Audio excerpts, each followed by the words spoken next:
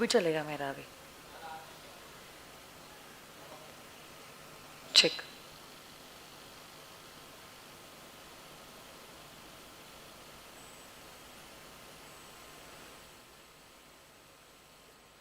Video नहीं आ रहा है।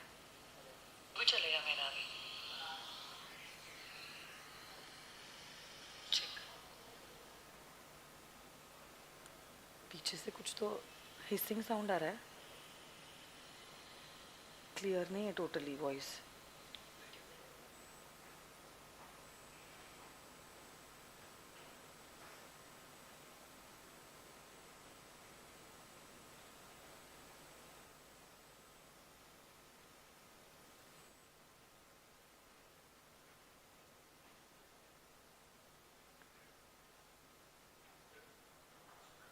हुआ क्या हो? साउंड क्लियर अभी भी आ रहा है, मुझे ऐसे लग रहा है। देख, ऐसी आवाज नहीं आनी चाहिए ना पीछे से। बाहर की आवाज नहीं है वो।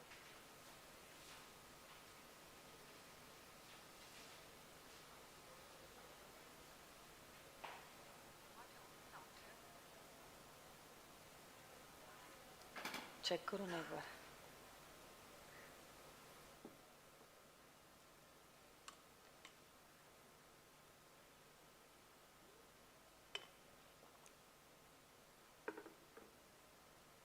बैकग्राउंड में कुछ तो आ रहा है साउंड, मुझे लग रहा है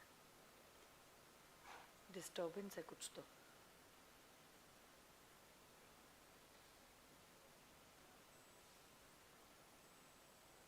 खर खर आवाज इन बैकग्राउंड, ऐसे बच्चे का मैसेज आ रहा है। चेक। बैकग्राउंड साउंड है बट मैनेजेबल है, ऐसे बोल रहे बच्चे।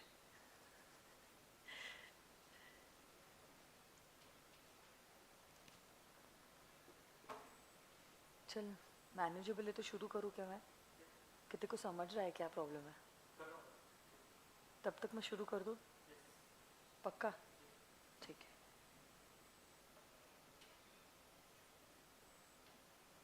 मिस्टर पटेल कह रहा है मैम वॉइस ही नहीं आ रही है, लो वॉइस है।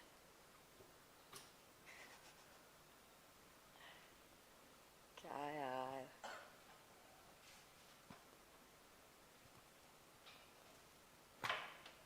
मैं शुरू कर रही हूँ। करूँ? ठीक है। ओके, चलो। So very good evening to all of you all. Good evening to all my virtual students also. So I hope right now I'm audible as well as visible. थोड़ा बहुत अगर background का sound होगा तो please manage कर लेना. You all concentrate only on my voice and my revision. My team is trying to clear whatever issues are there. Okay? चलो आ जाइए. Voice अगर low है तो you can increase the volume of your mobile also, okay? Or you can use your earphones. आ जाइए चलो. So today we are starting with chapter number 4, which is relating to share capital and debentures. Okay. So this is a huge chapter और कल ही हमने देखा था कि ये chapter का weightage जो है वो भी काफी ज्यादा है और इंस्टीट्यूट का one of the favorite chapter है ये. तो अगर आप चैप्टर नंबर 4 को देखते हो, यू विल रियलाइज लिटरली हर एक एग्जामिनेशन में इंस्टीट्यूट ने चैप्टर नंबर 4 के ऊपर सवाल पूछे हैं. ओके, हर एक एग्जामिनेशन में. इनफैक्ट कुछ कुछ एग्जामिनेशन में इंस्टीट्यूट ने 2 छोड़ो 3-3 सवाल भी इसी चैप्टर में से पूछे हुए हैं. So this is one of the most important chapters under the Companies Act 2013. Chapter number 4 relating to share capital and debentures. जहां तक हम इस चैप्टर की समरी देखें, ये चैप्टर शुरू होता है from section number 43 and it goes up to section number 71. तो 43 से उसकी शुरुआत है और 71 तक ये चैप्टर जो है वो जाता है. ऑफ कोर्स इस चैप्टर में से कुछ सेक्शंस है जो इंस्टीट्यूट ने हटा दिए हैं, तो वो ना हमने क्लास में सीखा है और ना मैं उन सेक्शंस को रिवाइज करने वाले हूँ. जैसे कि section number 44, 45, 60 and 65 have been excluded and even section number 72 has been excluded from this chapter number 4 from your syllabus. बाकी सारे सेक्शंस जो है आपके सिलेबस में है. So we are going to revise all these sections. जहां तक आज के एजेंडा की बात है, आज हमारा क्या एजेंडा होने वाला है? We are going to start from section number 43. Okay, तो हम 43 को रिवाइज करने वाले हैं. 43 के बाद directly we are going to jump to section number 49, 50, 51, 52, 53, 54 and 55. तो ये पूरा बंच जो है सेक्शंस का, उसको हम करने वाले हैं आज कवर. मैं वापस से कहना चाहती हूँ आज का क्या एजेंडा होने वाला है. हम लोग 43 से शुरुआत करने वाले हैं और 43 के बाद we are going on to 49 to section number 55. ये पूरा बंच आज जब तक कंप्लीट नहीं होता है तब तक मैं आज आपको नहीं छोड़ने वाली हूँ. कल के लिए भी मैं आपको बता देती हूँ एजेंडा क्या होने वाला है. कल का एजेंडा होने वाला है 46, 47, 48. ओके, उसके बाद we are also going to go to 56, 57, 58 and 59. So this is going to be the agenda. हाँ, 61 तो हमारा ऑलरेडी हो चुका है. हमने 61 किया था अल्ट्रेशन ऑफ कैपिटल क्लॉज. तो जब हमने मेमोरेंडम के अल्ट्रेशन के बारे में देखा था सेक्शन नंबर 13, उसमें कैपिटल क्लॉज था, तो वहां पे हमने 61 को लिंक किया था. तो कल तक हमें 61 तक सारे सेक्शंस कर देने हैं कंप्लीट. ठीक है, और उसके बाद और एक दिन रहेगा तो हम आगे के सारे सेक्शंस जो है जैसे जैसे दिन आएंगे वैसे वैसे हम कंप्लीट करते जाएंगे. चलो आज की शुरुआत हम कर लेते हैं. और आप लोग जानते हो जैसे ही हमारा चैप्टर नंबर 4 कंप्लीट हो जाएगा ना, चैप्टर नंबर 4 के बाद होने वाला है एक टेस्ट. ओके, तो जैसे हमने लास्ट टाइम कहूट का टेस्ट किया था which was relating to chapter number I think 1 and 2, अगला वाला जो टेस्ट रहेगा that will be relating to chapter number 3 and 4. और जैसे ही हमारा कहूट का टेस्ट होता है ना, उसके अगले दिन या उसके अगले दिन 1-2 दिन में हम लोग क्या करेंगे, हमने जो आपको प्रॉमिस किया था जूम सेशन वो होगा जहां पे 1-to-1 हम लोग इंटरैक्ट करेंगे और जो भी आपके इश्यूज है relating to these topics I will be getting them resolved instantaneously. Okay, तो चलो शुरुआत करते हैं with this particular topic. And of course yes, आज अनफॉर्चुनेटली स्वप्निल सर का FM इको का रिविजन और मेरा लॉ का जो रिविजन है उसका टाइमिंग क्लैश हो गया है. तो just in case your friends are watching Swapnil sir's FM eco, please tell them के जैसे ही सर का FM इको कंप्लीट हो जाता है वो लोग लॉ का ये चैप्टर जो है वो रिवाइज कर ले. This lecture will be uploaded later on YouTube, क्योंकि आज ही हमने चैप्टर 4 की शुरुआत की है. तो कल हम लोग नेक्स्ट बंच करने वाले. So make it sure that your friends are getting the chapter revised with me, because this chapter can not be missed और it can not be skipped. Institute का वेटेज आपने देख ही लिया है, ज्यादा कुछ बातें मुझे बोलने की जरूरत नहीं है. Right now you all are in that phase wherein you all are matured enough to understand what is important and what is to be done and not missed. तो सर की आप बैच देख लो अगर आपको देखना है, that's completely okay with me. But if you all are doing sir's FM eco का revision right now with him, make it sure sir की बैच के बाद आप मेरा ये जो लॉ का रिविजन है वो भी कंप्लीट कर रहे हो. It shouldn't be an option between FM and eco and law, it has to be both together. तो दोनों में से कोई भी आप एक सब्जेक्ट लाइव देख सकते हो और बाकी आप अपलोडेड लेक्चर देख ही सकते हो. तो चलो शुरुआत करते हैं with section number 43. Section number 43 जो है वो बात करता है relating to kinds of share capital. Okay, section number 43 जो है वो बात करता है relating to kinds of share capital. तो अब देखो, आप लोग जानते हो कंपनी का जो कैपिटल होता है वो छोटे छोटे यूनिट्स में डिवाइडेड होता है. And the smallest unit of this capital is known as a share. The smallest unit of this capital is known as a share. जहां तक हम शेयर्स की डेफिनेशन की बात करते हैं अंडर सेक्शन नंबर 2, शेयर्स की डेफिनेशन कहती है a share is a share in the capital of the company and it also includes a stock. A stock is nothing but these are a lump sum of shares. So lump sum of shares together is known as a stock. So stock is a collection or it is a bundle, it is a lump sum of fully paid up shares. Stock is also included in the definition of shares. Shares की जहां face value होती है stock की face value नहीं होती है। यही company का शेयर कैपिटल जो है वो दो टाइप्स में डिवाइडेड है, equity share capital and preference share capital. What are the two kinds of share capital, वापस से बोल सकते हो, equity share capital and preference share capital. जो शेयर्स प्रेफरेंस नहीं है उनको कहते हैं एज इक्विटी शेयर कैपिटल। अब देखो, so what do you mean by preference shares? ऐसे शेयर्स जिनको मिलता है प्रेफरेंस, ऐसे शेयर्स जिनको मिलता है preference. Preference in terms of two things, one is the payment of dividend and two is the repayment of capital during the winding up। तो जिन shares को प्रायोरिटी मिलती है, प्रेफरेंस मिलता है relating to payment of dividend और repayment of capital, then such shares will be known as preference shares. और अगर आपके शेयर्स प्रेफरेंस शेयर्स नहीं है तो उसको माना जाएगा as equity shares. Now preference shares are also divided into various types and equity shares are also divided into various types. So very good, Khushi, Harshita and Divya, very good. Why are only the girls answering? What about the boys? Come on, you all also have to answer with me. अब यही preference shares जो है अलग अलग categories के हिसाब से अलग अलग टाइप्स में डिवाइडेड है। सबसे पहले on the basis of dividend, on the basis of dividend, preference shares are divided into two types, cumulative preference shares and non-cumulative preference shares।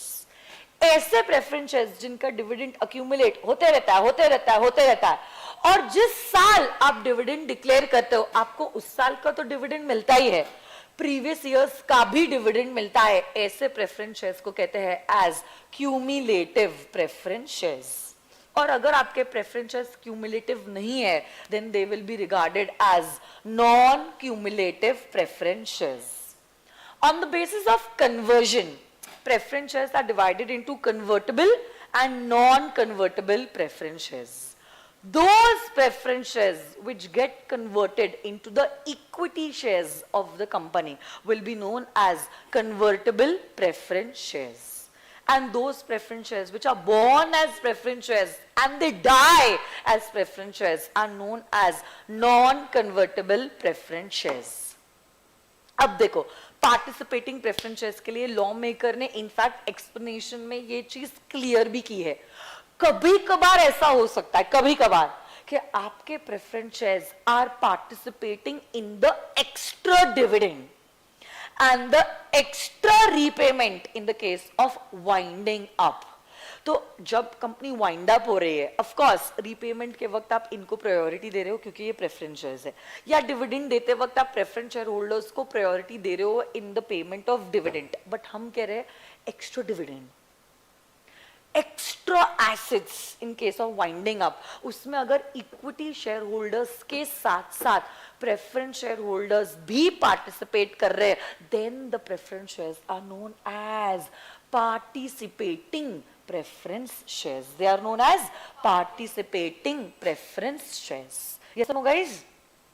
And usually preference shares are non-participating preference shares, but though they are participating in extra profit or extra capital, they are still regarded as preference shares only। ऐसा नहीं हो जाएगा क्योंकि उनको extra मिल रहा है तो वो लोग इक्विटी शेयर्स हो जाएंगे। They are still known as preference shares only। Redemption के बेसिस पे आप लोग जानते हो प्रेफरेंस शेयर्स इरिडीमेबल हो ही नहीं सकते हैं। पहली बात तो वो रिडीमेबल होना कंपलसरी है, and that too such redemption has to be done within a period of 20 years। कितने सालों में प्रेफरेंस शेयर्स रिडीम करने हैं? Within a period of 20 years। So there is no concept of irredeemable preference shares. Preference shares compulsory redeemable है और वो भी within a period of 20 years। कुछ इंफ्रास्ट्रक्चर कंपनीज है जिनको हमने कुछ प्रिविलेजेस दिए हैं, वो हम सेक्शन नंबर 55 में आज देखने वाले हैं, ठीक है। अब देखो, जो शेयर्स प्रेफरेंस शेयर्स नहीं है उन शेयर्स को कहा जाएगा as equity shares. Even the equity shares are divided into two types. the ordinary equity shares and equity shares with differential voting rights. Okay, अब ये जो equity shares है with differential voting rights, अगर company चाहे equity shares with differential voting rights issue कर सकती है, but अगर कंपनी डीवीआरस इशू कर रही है, there are certain conditions that it has to comply. There are certain conditions that it has to comply. और जब तक आप ये कंडीशंस को पूरा नहीं करते हो, आप डीवीआरस भी इशू नहीं कर सकते हो. तो कौन से है वो कंडीशंस जो आपकी कंपनी को फॉलो करने पड़ेगी in order to issue shares with differential voting rights? सबसे पहली बात तो ओके, आपके आर्टिकल्स में होनी चाहिए authority. If you want to issue shares, very good, Mukesh कह रहा है मैम जैसे क्लास में आपने एग्जांपल दिया था टाटा मोटर्स का, तो टाटा मोटर्स ने इशू किए थे shares with differential voting rights. Wonderful. तो अगर टाटा मोटर्स ने डीवीआर इशू किए होंगे, ऑब्वियस सी बात है उन्होंने कुछ प्रोविजंस को फॉलो करते हुए डीवीआर इशू किए होंगे. तो हमने रूल 4 देखा है, rule 4 of the companies share capital and debenture rules 2014. और इसी रूल के हिसाब से सबसे पहली बात तो आपकी कंपनी डीवीआर इशू कर सकती है अगर उसके आर्टिकल्स में है वो पावर. रेजोल्यूशन कौन सा लगता है डीवीआर इशू करने के लिए? Ordinary resolution. हाँ, डीवीआर को इशू करने के लिए लगता है ऑर्डिनरी रेजोल्यूशन. कौन सा रेजोल्यूशन लगता है? Ordinary resolution. तो भले ही ये बिजनेस है स्पेशल, बट रेजोल्यूशन लगता है ऑर्डिनरी. कौन सा रेजोल्यूशन लगता है? Ordinary resolution. Very good. Priya, Riya, Faizu, Mayank, Nikita, Harshita, Abhi Sharma, Rukhsana, smile with Saki. Very good. Okay, so the resolution that is required will be a ordinary resolution. साथ साथ में लॉ मेकर्स ये कहते हैं कि आपके ये जो डीवीआर है, so the voting on these DVRs shall not exceed 74% of the total voting power. तो ये 74% आपको करेक्ट इनकरेक्ट या तो फिर एमसीक्यू के लिए इंस्टीट्यूट पूछ सकता है. Earlier things were different, amendment के बाद नाउ इट इज 74%. ओके, तो सबसे पहली बात तो आर्टिकल्स में पावर होना जरूरी है. सेकेंड रेजोल्यूशन जो लगता है that will B an ordinary resolution. और तीसरी चीज, आपका ये जो वोटिंग पावर है डीवीआरस का, वो 74% से ज्यादा नहीं होना चाहिए of the total voting power. तो ये कुछ 3 फंडामेंटल कंडीशंस हैं. उसके अलावा there are 4 default based conditions. ये भी आपको कंप्लाई करने पड़ेंगे if your company wishes to issue shares with differential voting rights.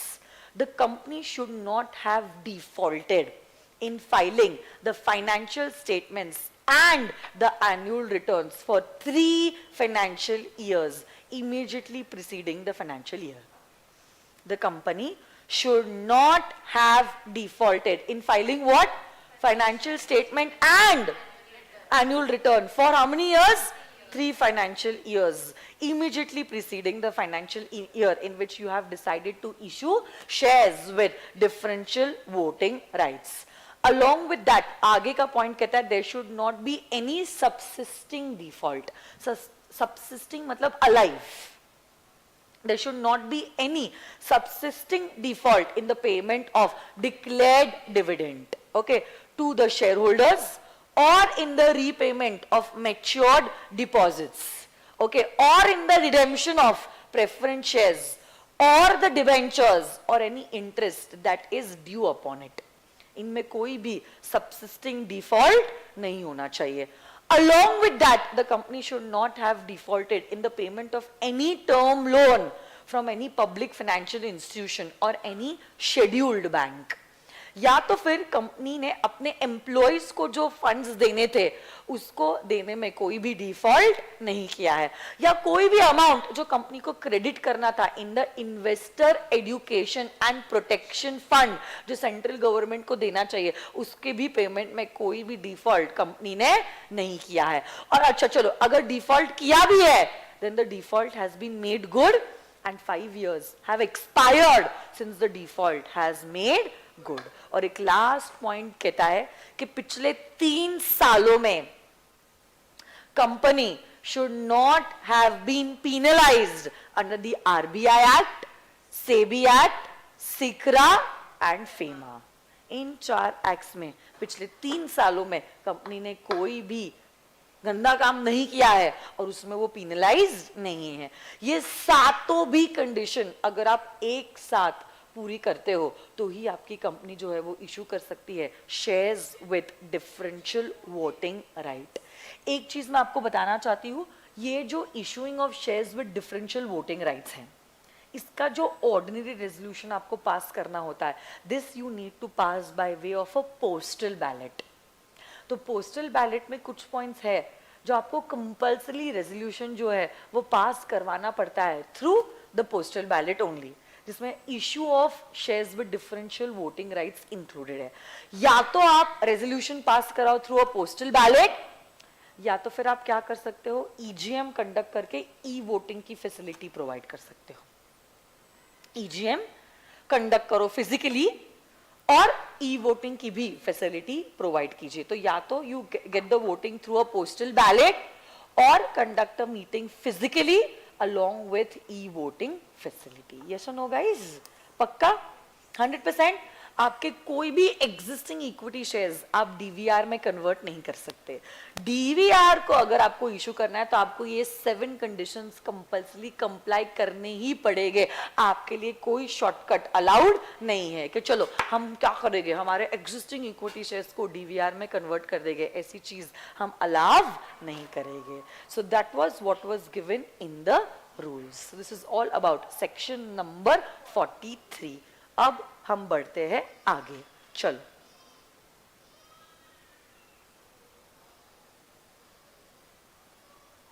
तो मैंने आपको बताया 43 के बाद we are directly jumping to section number 49. तो हमारा ये जो चार्ट है ना, चार्ट नंबर 4.2, वो किया जाने वाला है कल. आज हम लोग कर रहे हैं सेक्शन नंबर 49. तो आप लोग डायरेक्टली आ जाइए टू चार्ट नंबर 4.3.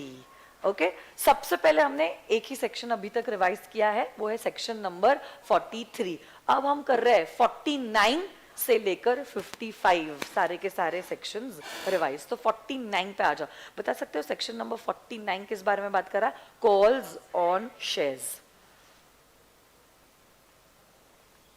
जब कभी भी आप आपके शेयर्स पे कॉल्स करते हो, जब कभी भी आप आपके शेयर्स पे कॉल्स करते हो, this call that you are making on your shares has to be done on a uniform basis. खड़े रह के पढ़ाती हूं मैं, बैठ के वो वाइब नहीं आ रहा. सो कैमरा ठीक है ना? अगर मैं खड़े खड़े पढ़ा रही हूँ तो चेक कर लो एक बार.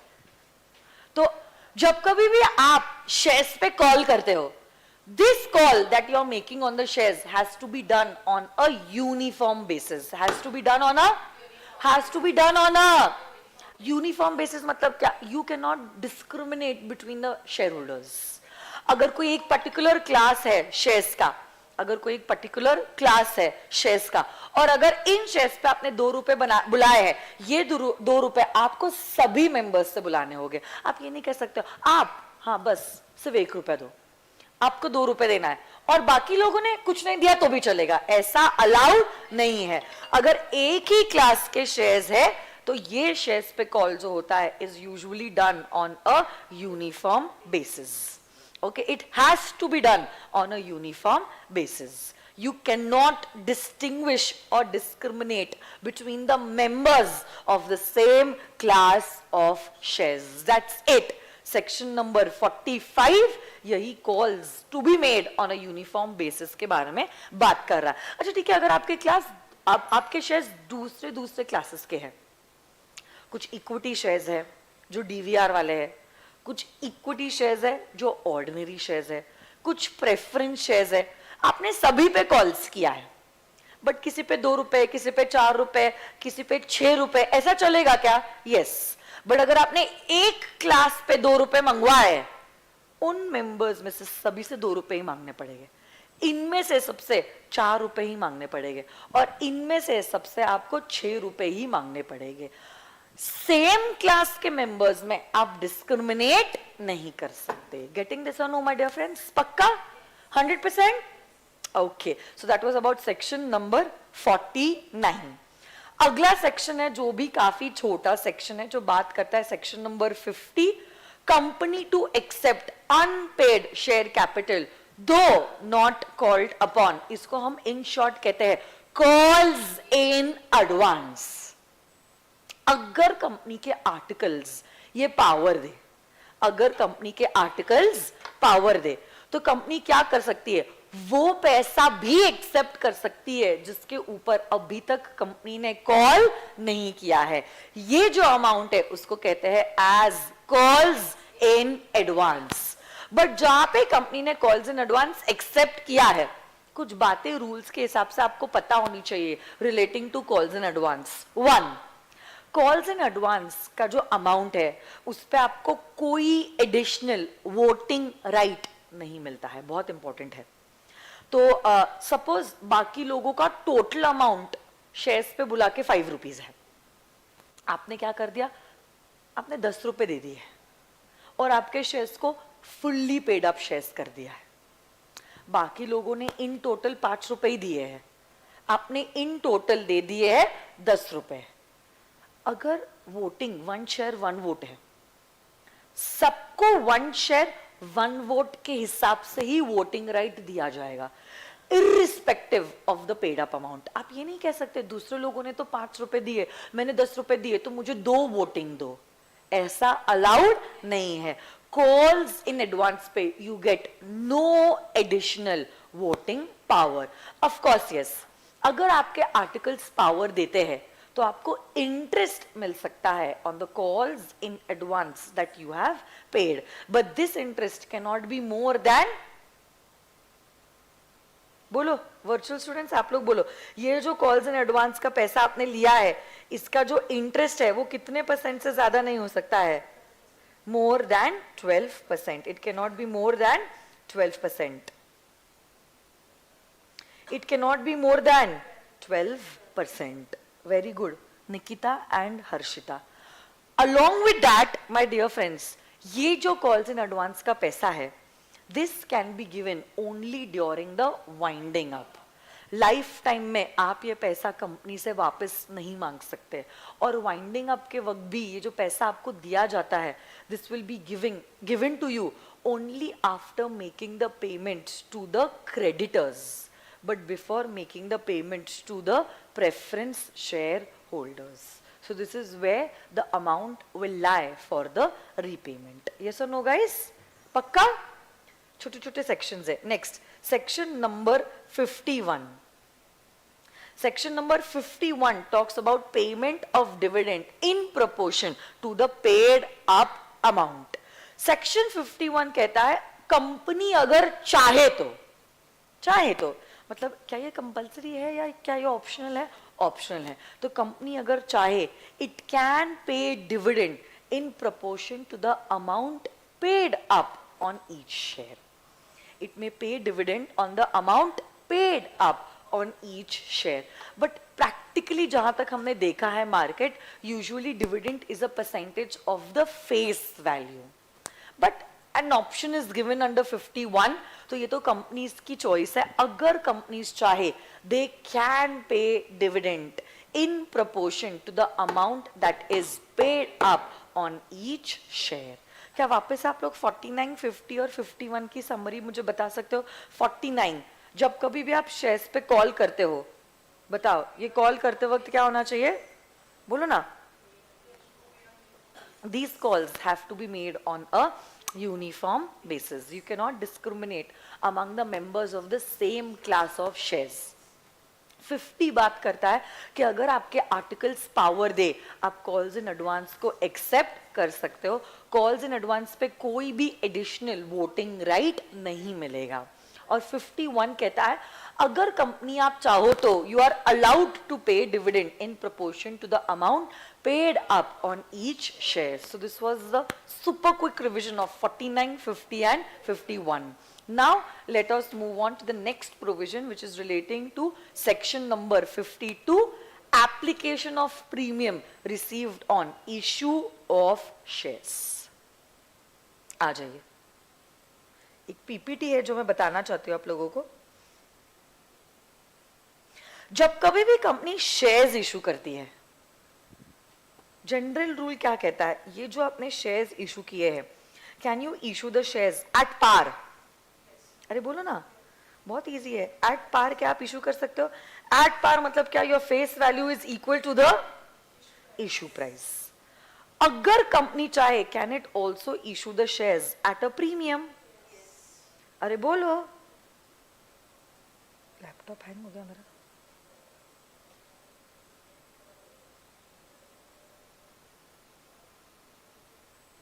अगर कंपनी चाहे, can it also issue the shares at a premium?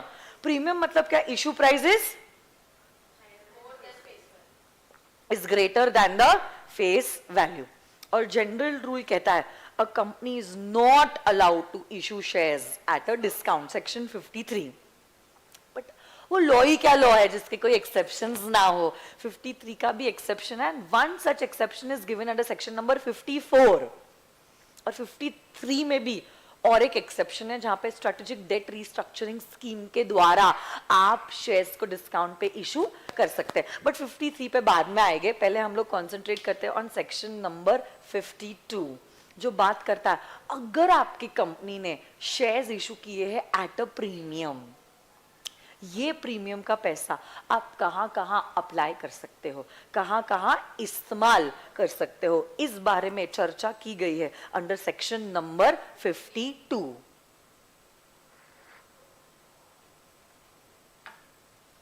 तो देखिए,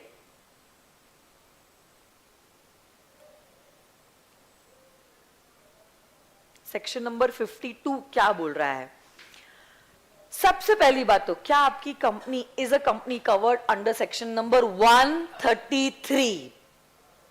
अगर इस सवाल का जवाब है हाँ, तो आप सिक्योरिटीज प्रीमियम का जो पैसा है वो इस्तेमाल कर सकते हो only for 3 purposes. That's it. Buyback, issue of bonus shares and for writing off the discount on the issue of shares. There are only 3 purposes for which the securities premium can be utilized if your company is covered under section 133. One is issue of bonus shares. Second is for buyback, and the third is for writing of the discount on the issue of equity shares. But if your company is not covered under 133, तो ऐसे case में आप securities premium का जो पैसा है वो इस्तेमाल कर सकते हो for 5 purposes. For 5 purposes. 1 is bonus shares, 2 is buyback, तीसरा writing of discount on the issue of shares और डिबेंचर्स. यहां पे डिबेंचर्स को भी कवर किया गया है. उसके अलावा और 2 चीजें हैं, writing off the preliminary expenses of the company, and the last point which says premium जो होता है ना, जो आप देते हो जब आप आपके प्रेफरेंस शेयर्स को रिडीम कर रहे हो, वो भी प्रीमियम आप क्या कर सकते हो, आप दे सकते हो from the securities premium account balance. So basically there are 5 places where you can use your securities premium account balance. ये सेक्शन वही चीज कहता है 52, एप्लीकेशन कहां कहां आप सिक्योरिटीज प्रीमियम को अप्लाई इस्तेमाल कर सकते हो. Application of premium received on the issue of shares. इसी के लिए मैंने क्लास में एक मेमोरी टेक्निक भी दी थी. Very good. स्माइल विद साकी एंड दिव्या राव एंड अभी Sharma. Preliminary bonus shares discount पे या प्रीमियम पे बायबैक करो. प्रिलिमिनरी बोनस शेयर्स को डिस्काउंट पे या प्रीमियम पे बायबैक करो. Preliminary is for writing of preliminary expenses. writing off of preliminary expenses. Bonus shares is for bonus shares, issue of bonus shares. Preliminary bonus shares ko discount is for writing off of discount on the issue of shares or debentures. Premium is the premium that you pay when you're redeeming your preference shares, and buyback is for buyback. तो preliminary bonus shares को discount पे या premium पे buyback करो. These are the 5 places which are allowed, okay, where the securities premium can be applied by the company if you are not covered under section 133. Yes or no, guys? So this is about section number 52. तो अभी तक देखो हमारे 5 sections हो गए शायद से, 43, 49, 50, 51, 52. तो बताओ 43 किस बारे में बात कर रहा था? Kinds of share capital. 49 बात कर रहा था calls to be made on a uniform basis. फिर सेक्शन नंबर 50 किस बारे में बात कर रहा था? Calls in advance. 51 dividend can be paid in proportion to the paid up amount. And 52 application of securities premium, जिसको 2 हिस्सों में हमने डिवाइड किया है. अगर आप 133 में कवर हो रहे हो 3 कारणों के लिए इस्तेमाल हो सकता है, और अगर आप 133 में कवर्ड नहीं हो, it can be utilized for 5 purposes. Yes or no, guys? बोलो. So this is about section number 52. Now we are going on to section number 53. 53 बात करता है prohibition on the issue of shares at a discount. Though this chapter is a very vast chapter, I think it's a very easy chapter. It's very simple. सिर्फ class में भी पढ़ाते वक्त और अब रिवीजन में भी मैं वही पैटर्न फॉलो कर रही हूँ. ये चैप्टर को ना आप 4 हिस्सों में डिवाइड कर सकते हो. जैसे कि आज हमारा पहला हिस्सा है जहां हमने 43 किया है और 49 से 55 किया है. फिर कल हम देखेंगे shares to be issued in physical format, तो शेयर सर्टिफिकेट कितने दिनों में देंगे, कौन साइन करता है, एंड वगैरह वगैरह. फिर उसके बाद उसी से रिलेटेड दूसरे सेक्शंस भी है, ट्रांसफर, ट्रांसमिशन, रेक्टिफिकेशन, फिर वेरिएशन, और वो सब हम देखेंगे. वो सेकंड बंच है. फिर तीसरा जो बंच है that is relating to all further issue of shares, bonus shares, buy back, और ये सब हम देखेंगे. और लास्ट वाला जो हिस्सा है that is relating to debentures. Okay, तो ऐसे करके 4 हिस्सों में अगर आप मेरे साथ भी रिविजन करते हो और घर पे भी आप करते हो, this chapter will not be difficult for all. बच्चे डर जाते हैं क्योंकि काफी वास्ट है ना. 43 से शुरू होता है and then it goes up to 71. वैसे ही चैप्टर नंबर 7 जो है ना, मैनेजमेंट एंड एडमिनिस्ट्रेशन, वो भी 88 से शुरू होता है, रजिस्टर्स. ओके, 88 से शुरू होता है, इट गोज अप टू 122. वो भी बहुत वास्ट है, but I believe chapter 4 and 7 are the easiest chapters. Meetings का चैप्टर कैसे अपन ने क्लास में तो किया था, क्विज भी कंडक्ट किया था, मजा आ गया था. एक पूरा पापा चार्ट बनाया था जिसमें सारे सेक्शंस को इंटरलिंक करके हमने सारे प्रोविजंस को समझा था. So things become very easy if you learn it and revise it in a systematic manner. आप ऐसे ही मगाप करोगे then there is going to be no utilization. बच्चे क्या करते हैं, सेक्शन नंबर लर्न करने की मेमोरी टेक्निक बनाते हैं. तो सेक्शन नंबर तो लर्न हो जाता है बट उसका कंटेंट ही लर्न नहीं होता. तो what's the utility, come on tell me. यहाँ पे इंस्टीट्यूट आपकी मेमोरी स्किल्स चेक नहीं कर रहा है, इंस्टीट्यूट ये चेक कर रहा है कि आपको समझा है, कॉन्सेप्चुअली आप क्लियर हो, आपने जो कॉन्सेप्ट को समझा है क्या आप प्रैक्टिकली अप्लाई कर पा रहे हो, और क्या आप आपका नॉलेज प्रेजेंट कर पा रहे हो. Of course writing the section number will always be a cherry on the cake, but section number याद है और कंटेंट ही याद नहीं है तो क्या मार्क्स मिलेगा आप लोगों को. So give importance according to what is required. उसमें दिमाग लगाओ, अगर कंटेंट में नहीं लगाओगे तो क्या है, कुछ नहीं होने वाला है, कुछ बात नहीं बनने वाली है बेटा. Of course if you are writing the section number always gives the better advantage, क्योंकि मैंने आपको उस दिन भी बताया था your paper is like out of the box. अगर मैं एग्जामिनर हूं, मेरे को 500 पेपर्स मिले और 500 में से 10 ही बच्चे जो सेक्शन नंबर कोट करे, तो ऑब्वियसली बात है I will be impressed by those kids. So writing a section number is always an add on. और इसलिए जब मैंने ये रिवाइज करी ना, आपने देखा होगा मैं बराबर सेक्शन नंबर बोल के रिवाइज करवा रही हूँ क्योंकि जितनी बार आपके नजरों से जाएगा तो क्या होगा, आपको याद करने की प्रोबेबिलिटी बढ़ जाएगी। वैसे ही अगर आप घर पे भी करोगे तो there will be more chances of remembering the section number. और इसीलिए जो त्रिशूल बैच के नोट्स में मैंने लिमिट चार्ट भी बनाया है ना, लिमिट चार्ट मैंने सेक्शन नंबर के हिसाब से ही बनाया हुआ है ना।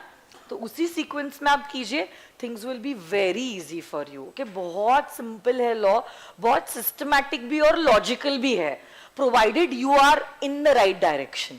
अगर बच्चा डायरेक्शन लेस है, पूरी बैंड बच जाएगी लॉ में, फिर उतना ही खराब भी हो सकता है रास्ता। आ जाइए 53 जो है वो ये कहता है कि कंपनीज जो होती है, companies they are prohibited to issue shares at a discount. तो स्ट्रेट अवे 53 ने लिख दिया है, सेक्शन में ही लिखा है that a company shall not issue shares at a discount except it is getting covered under section number 54। तो 53 का ही एक्सेप्शन है, सेक्शन नंबर 54। ओके, तो 54 है स्वेट इक्विटी शेयर्स, जो आज ही हम रिवाइज करने वाले हैं, just wait for it. But पहला सेंटेंस क्या कहता है, a company shall not issue shares at a discount. और अगर कंपनी ने शेयर्स डिस्काउंट पे इशू कर भी लिया तो हम कहते हैं such an issue is void ab initio, it is null in the eyes of law. Null मतलब इट्स अ नलिटी। कानून को ये नजर ही नहीं आ रहा है कि आपने इन शेयर्स को किया है issue, but to every general rule there are certain exception. तो अब यही सेक्शन में दो एक्सेप्शंस बताए गए हैं। वन, सेक्शन नंबर 54 जो बात करता है स्वेट इक्विटी शेयर्स के बारे में। तो अगर आप स्वेट इक्विटी शेयर्स इशू कर रहे हो, you can issue them at a discount. और 54 के बारे में डिटेल चर्चा अभी हम करने वाले हैं। बट और एक एक्सेप्शन उसी सेक्शन में दिया गया है, और वो ये कहता है जब आपकी कंपनी शेयर्स को इशू कर रही है eight a discount, but these shares that your company is issuing at a discount is in accordance with a strategic debt restructuring scheme which you are for which you are following the directions which are given by the Reserve Bank of India or the Banking Regulation Act 1949। तो ये जो आपने shares को issue किया है discount पे, this is in accordance with a strategic debt restructuring scheme, okay, in accordance with the guidelines or directions given by the RBI or the Banking Regulation Act 1949। तब आप शेयर्स जो है discount पे issue कर सकते हो। So this is all about section number 53, okay। अब हम जाते हैं तो सेक्शन नंबर 54, चार्ट नंबर 4.4, जिसमें 54 और 55 दोनों बातें कवर्ड है, and then we will be done for today. 54 जो बात करता है relating to sweat equity shares. किस बारे में बात कर रहा है, स्वेट इक्विटी शेयर्स। अब सुनो मेरी बात, स्वेट इक्विटी शेयर्स के लिए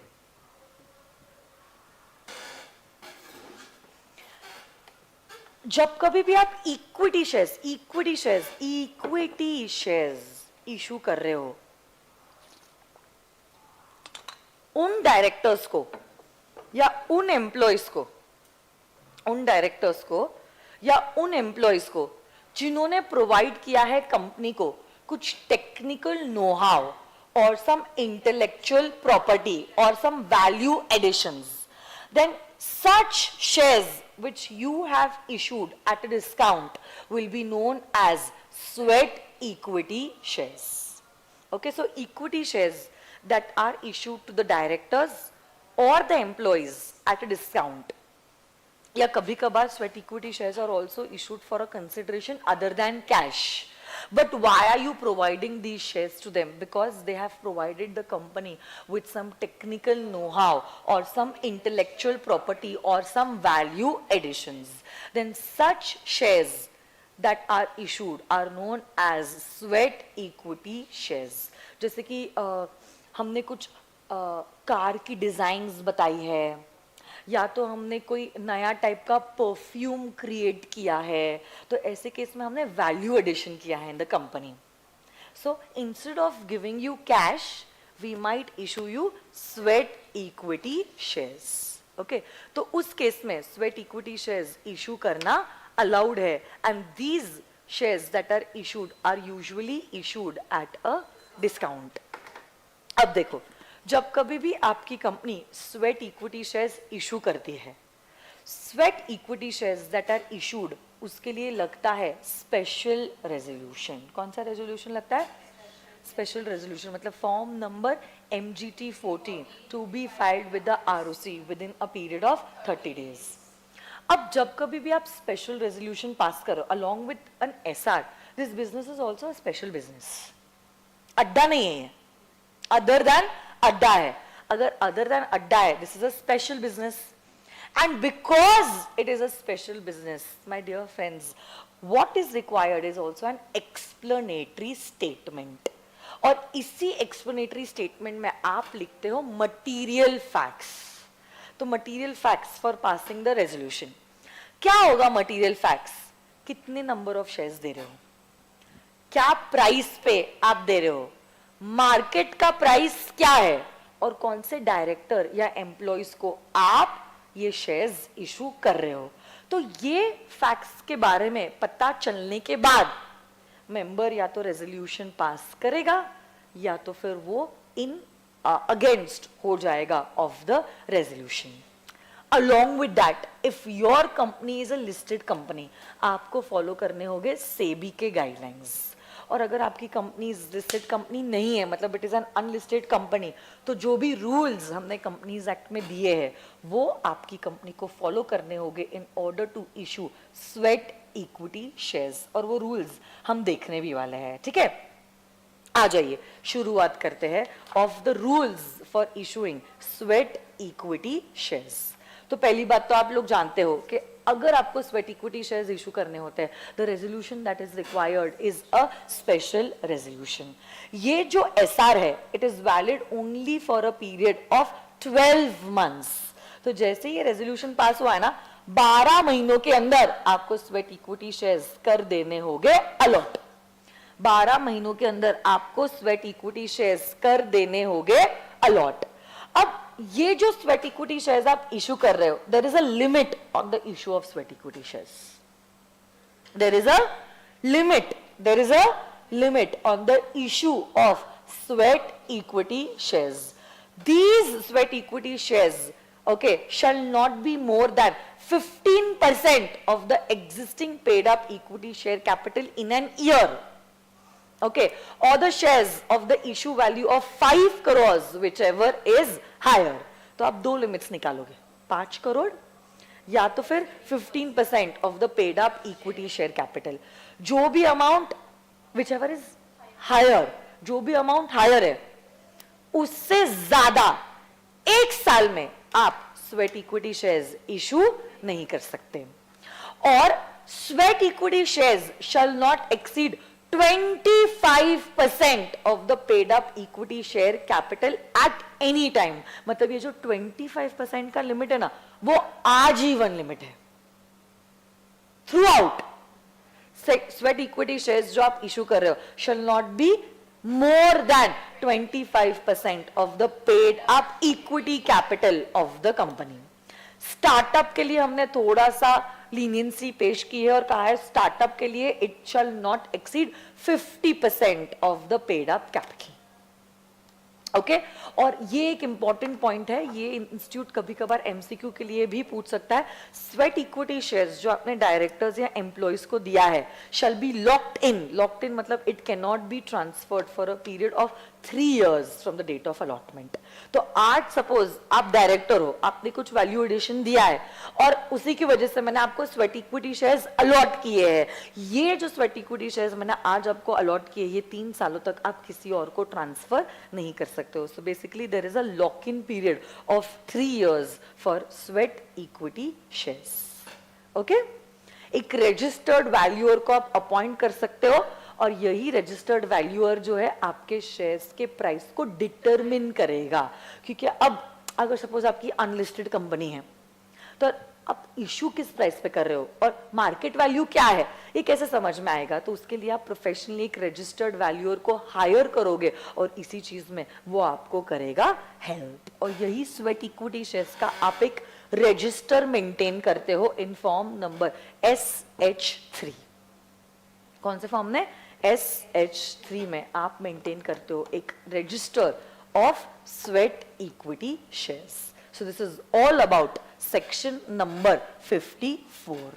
और अब हम जा रहे हैं टू द आखिरी section of today's revision which is section number 55। Section number 55 दो चीजों के बारे में बात कर रहा है, issue as well as the redemption of preferences.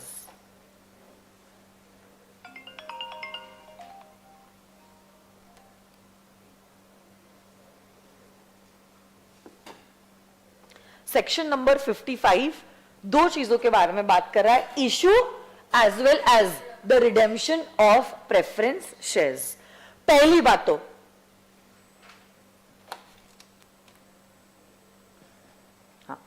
no company can issue preference shares which are irredeemable in nature. Every preference share compulsorily has to be redeemable in nature, and this redemption shall happen within a period of 20 years from the date of issue. सिर्फ अगर आपकी company infrastructure company है, तो infrastructure companies के लिए हमने कुछ leniency दी है और हमने कहा है इंफ्रास्ट्रक्चर कंपनीज अगर चाहे तो प्रेफरेंस शेयर्स इशू कर सकती है with a redemption term of more than 20 years, but this redemption term shall not be more than 30 years. In fact, from the 21st year आपको कम से कम 10% तो अमाउंट जो है वो करना होगा रिडीम। तो इंफ्रास्ट्रक्चर कंपनीज 20 सालों से ज्यादा रिडेम्पशन टर्म रख सकती है, बट ये 20 सालों से ज्यादा 30 सालों से ज्यादा तक नहीं हो सकता है। मैक्सिमम टर्म जा सकता है only up to 30 years, but ये भी 30 इयर्स ऐसा ही 30 इयर्स नहीं है।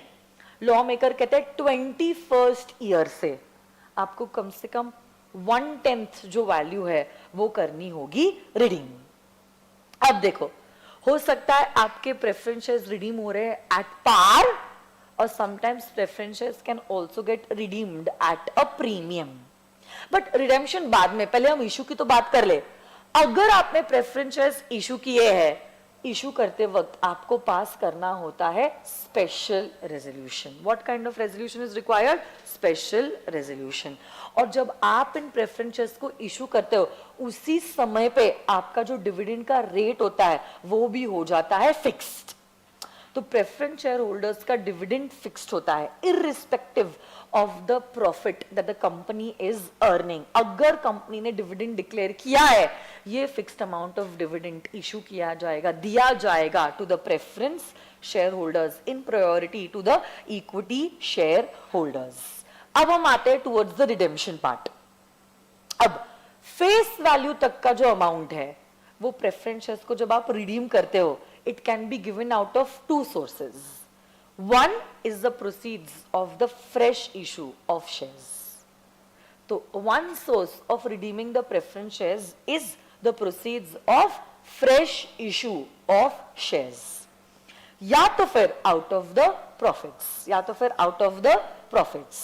But अगर आपने past profit का पैसा इस्तेमाल किया है for the redemption of preference shares, an equivalent amount has to be transferred to capital redemption reserve account, and this money has to be utilized only for one purpose, and that is for the issuance of fully paid up bonus shares to the equity shareholders.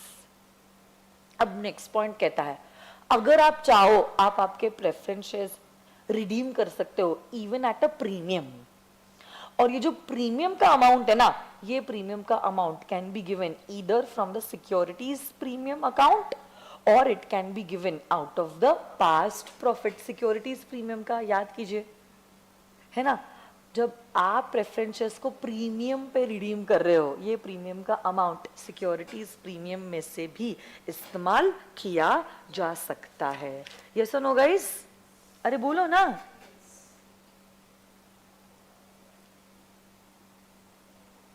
और एक बात है इसी section number 55 में, एक छोटी सी बात है बट इंपॉर्टेंट पॉइंट है।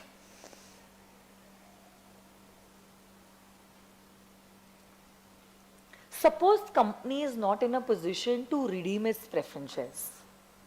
Redemption का समय तो आ गया, but company is not in a position to redeem its preference shares. ऐसे केस में अगर कंपनी अप्रूवल लेती है ट्रिब्यूनल का, and along with the approval of the tribunal, company ने अप्रूवल लिया है of 3/4 of the members holding these preference shares. तो 3/4 ऑफ द मेंबर्स ने अपना कंसेंट दिया है और ट्रिब्यूनल ने भी अप्रूवल दिया है, तो जितना आपका रिडेम्पशन का अमाउंट था अलोंग विथ, अगर ऐसा हो सकता है कि डिविडेंड का अमाउंट भी कुछ अनपेड है, टोटल अमाउंट जितना भी ड्यू है आप क्या कर सकते हो, इन प्रेफरेंस शेयर्स के बदले में इशू कर सकते हो दूसरे प्रेफरेंस शेयर्स। तो ये प्रेफरेंस शेयर्स आप उनसे ले लोगे, मतलब वो रिडीम हो जाएंगे, और उसके बदले में you are issuing further redeemable preference shares equivalent to the amount that is due including the amount of dividend thereon. ये चीज पॉसिबल है, बट ये चीज कब पॉसिबल है, जब आपने लिया है consent of so many holders who are equivalent to 3/4 of these preference shares, and the tribunal has also given the approval, then this is possible. Yes or no guys? तो ये छोटी सी बात थी जो दी गई थी अंडर सेक्शन नंबर 55। इसके ऊपर भी इंस्टीट्यूट जो है वो सवाल पूछती है, ठीक है। और ये आप लोग जानते हो CRR का amount can be utilized only for one purpose, and that is for the issuance of fully paid up bonus shares. तो ऐसे करके आज देखो हमारा क्या क्या हो चुका है, लेट्स चेक इट आउट। इस चैप्टर में सबसे पहले बात तो बताओ, जैसा हमने प्रॉमिस किया था, क्या सेक्शन 43 हो गया है? किस बारे में बात कर रहा था 43? Kinds of share capital, equity shares, preference shares. Equity के DVR, ऑर्डिनरी और DVR के थे 7 कंडीशंस, ठीक है। फिर हमने किया section number 49 which was relating to calls on shares to be made on a uniform basis. जब कभी भी कोई भी क्लास ऑफ शेयर्स पे आप कॉल करते हो, ये कॉल यूनिफॉर्म बेसिस पे हो सकता है और डिस्क्रिमिनेट आप नहीं कर सकते हो। 50 बात करता है कॉल्स इन एडवांस के बारे में। अगर आर्टिकल्स पावर करे तो फिर आप कॉल्स इन एडवांस एक्सेप्ट कर सकते हो, बट जहां आप कॉल्स इन एडवांस एक्सेप्ट कर सकते हो, you will not be given any additional right of voting on this advanced amount that you have deposited with the company. 51 कहता है अगर कंपनी चाहे, हमने उसको ऑप्शन दिया है कि वो डिविडेंड दे सकता है in proportion to the amount that is paid up. 52 बताता है कि सिक्योरिटीज प्रीमियम का अमाउंट कहां कहां अप्लाई किया जा सकता है। इस सेक्शन को हमने 2 हिस्सों में डिवाइड किया था, companies covered under 133 and other companies. 133 में अगर आप कवर हुए हो तो आप सिर्फ 3 पर्पसेस के लिए सिक्योरिटीज प्रीमियम इस्तेमाल कर सकते हो, buyback, bonus issue and writing of discount on issue of shares. Otherwise, it can be utilized for 5 purposes. Preliminary bonus shares को डिस्काउंट पे या प्रीमियम पे बायबैक करो। 53 कहता है companies are prohibited to issue shares at a discount except covered under 54 or in accordance to a strategic debt restructuring scheme following the RBI और Banking Regulation Act के directions। अगर आपने शेयर्स फिर भी इशू कर दिया eight a discount, such an issue is void ab initio. 54 बात करता है स्वेट इक्विटी शेयर्स के बारे में। स्वेट इक्विटी शेयर्स को इशू करने के लिए आपको लगता है स्पेशल रेजोल्यूशन। आप एक्सप्लेनेटरी स्टेटमेंट भी देते हो जिसमें सारे मटेरियल फैक्ट्स लिखे होंगे, किसको दे रहे हो शेयर्स, कितने शेयर्स दे रहे हो, क्या प्राइस पे दे रहे हो, मार्केट का प्राइस क्या है, क्योंकि इसी फैक्ट को पढ़ने के बाद मेंबर डिसाइड करेगा फेवर या अगेंस्ट में उसको करना है वोट। अगर आपकी लिस्टेड कंपनी है आप फॉलो करोगे सेबी के guidelines, otherwise you will follow the rules given under the Companies Act 2013। और हमने रूल्स भी देखे कौन सी कंपनी एक साल में कितने स्वेट इक्विटी शेयर्स इशू कर सकती है, आजीवन कितने कर सकती है, एंड वगैरह वगैरह। लॉक इन पीरियड याद रखना 3 सालों का है फॉर स्वेट इक्विटी शेयर्स। और आखिरी सेक्शन जो आज हमने किया है 55, जो 2 चीजों के बारे में बात करता है, issue as well as redemption of preference shares.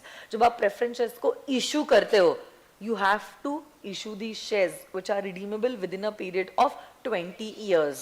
You cannot issue irredeemable preference shares. सिर्फ infrastructure companies can have a redemption term of more than 20 years but not exceeding 30 years, provided from the 21st year they are repaying back at least 10% of the redemption value. Preference shares को issue भी करते वक्त you need to pass a special resolution, और इसी वक्त आप decide कर लेते हो इन प्रेफरेंस शेयर्स का नेचर, क्यूमुलेटिव है, नॉन क्यूमुलेटिव है, कन्वर्टेबल है, नॉन कन्वर्टेबल है, पार्टिसिपेटिंग है, नॉन पार्टिसिपेटिंग है, डिविडेंड का क्या रेट है, कब रिडीम होगा, क्या वैल्यू पे रिडीम होगा, तभी डिसाइड किया जाता है जब आप इशू कर रहे हो इन्हीं प्रेफरेंस शेयर्स को, है ना। साथ साथ में प्रेफरेंस शेयर्स का जो रिडम्पशन है फेस वैल्यू के 2 सोर्सेज है और प्रीमियम के भी है 2 सोर्सेज। यही सारी बातें हमने की थी अंडर सेक्शन नंबर 55। कल जाके if the company is not in a position to redeem the preference shares, वो 3/4 ऑफ द मेंबर्स का कंसेंट ले, ट्रिब्यूनल का भी अप्रूवल ले, और इन्हीं प्रेफरेंस शेयर्स के बदले में इशू करे नए preference shares which will also include the amount of dividend if not paid. Yes or no, guys? So this is all about today's batch. Thank you so much. One more time I'm telling you all, if your friends have missed today's batch because of the clash in the timings, please make it sure that they are watching the lecture before tomorrow's session, क्योंकि कल हम लोग सुबह 10 सवा 10 बजे के आसपास मिल रहे हैं, है ना, अप्रोक्सीमेटली 10-15 के आसपास कल हम लोग मिलने वाले हैं।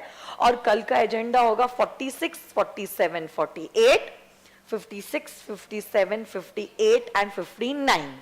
61 तो हमारा ऑलरेडी हो चुका है कंप्लीट। तो make it sure you all are watching the lecture. Tomorrow we are meeting in the morning around 10 to 10:15 के बीच में। So see you tomorrow morning. Thank you so much. Lovely revising with you all. Bye-bye. Bye-bye, virtual students. Bye-bye, Pavitra, Heta, Neha, Divya, Harshita, Khushi, Gautam, Pooja, Abhishek. Bye-bye, Mehak, and all others also.